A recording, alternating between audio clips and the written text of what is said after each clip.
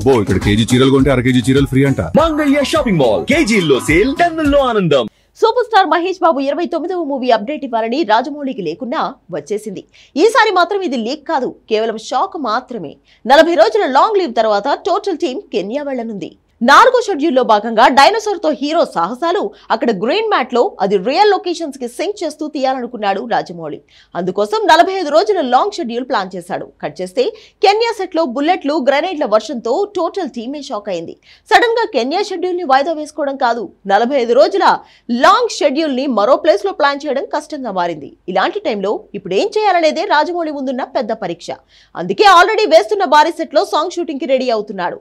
తర్వాత 100 ఎకరాల్లో భారీ అడవిని సెట్ చేసి సెన్సేషన్ క్రియేట్ చేయబోతున్నాడు. ఇంతకీ హీరో మీదకే బుల్లెట్లు, గ్రెనేడ్లు అన్న మాటే షాకింగ్ గా ఉంది. కెన్యా మిషన్ ఆగిపోవడానికి అసలు రీజన్ ఏంటి? Take a look.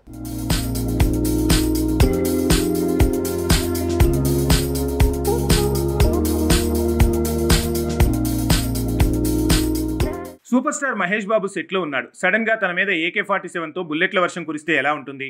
తన ముందే సెట్లో ఉన్న వెహికల్స్ అన్నింటి మీద గ్రెనేడ్ దాడి జరిగి సినిమాల్లోలా వెహికల్స్ ఎగిరిపోతే ఏంటి పరిస్థితి? అచ్చంగా ఇలాంటి సీన్లు రాజమౌళి మూవీ SSMB 29లో ఉన్నాయా అంటే కానే కాదు. ఇది అచ్చంగా నిజం. సినిమాల్లో బుల్లెట్స్ పేలినా ఎవరికీ ఏం కావు, అవి డమ్మీ కాబట్టి. కానీ అవే బుల్లెట్ల వర్షం రియల్ లైఫ్లో ఎదురైతే వెన్నులో వణుకు పుట్టాల్సిందే. అలాంటి పరిస్థితి SSMB 29 మూవీ టీంకి ఎదురవుతోంది. మొన్నటి వరకు ఒరిస్సా లేదంటే రామోజీ ఫిల్మ్ సిటీలో SSMB 29 మూవీ షూటింగ్ని కంటిన్యూ చేశారు. హైదరాబాద్ అవుట్స్కట్స్లో ఉన్న అల్యూమినియం ఫ్యాక్టరీలో షూటింగ్ చేశారు. ఇప్పుడు కెన్యాకు వెళ్లాలని ఫిలిం టీం నిర్ణయించింది.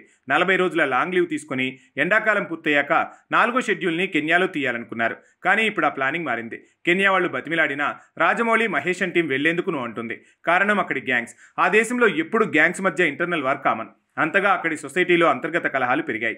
ఇలాంటి టైంలో కెన్యాకి వెళితే AK-47 గన్మోతలు, బుల్లెట్ల వర్షాలు, గ్రెనేడ్ల దాడులు కన్ఫర్మ్. గతంలో హాలీవుడ్ మూవీ టీం ఇలానే సినిమా షూటింగ్కి వెళితే అచ్చుగుద్దినట్టు సెట్లోనే బుల్లెట్ల వర్షం కురిసింది.